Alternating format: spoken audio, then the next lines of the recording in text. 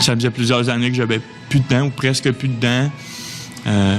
Depuis une semaine, je mange n'importe quoi. Âgé de 50 ans, Éric Leclerc rêvait de se payer une nouvelle dentition depuis 7 ans. Les coûts d'une telle intervention au Québec s'élevaient à 2200 $. Pour réaliser son projet, il aurait été obligé d'emprunter. Et c'est en naviguant sur Internet qu'il a décidé d'aller consulter un dentiste à Cuba. J'avais vu passer un post sur TripAdvisor qui mentionnait ça avec la qualité des soins et des prix presque ridicules. 2 mois plus tard, son voyage dans un hôtel tout inclus à quelques pas de la clinique dentaire était réservé. Arrivé sur place, il se présente chez le dentiste. Je me suis présenté à 9 h le matin à son cabinet. Il est venu me voir tout de suite. Il m'a demandé ce que je voulais. Je lui ai expliqué en anglais.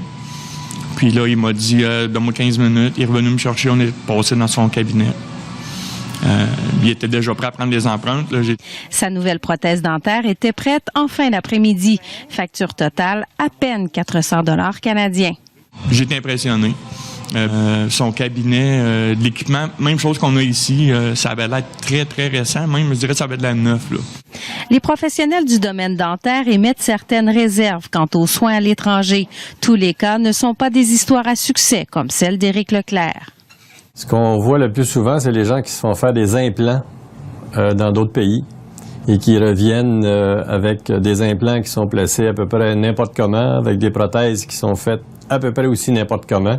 L'organisme Patients Beyond Borders, entre 120 000 et 150 000 Canadiens ont traversé la frontière en 2015 pour obtenir des soins, qu'ils soient médicaux ou dentaires.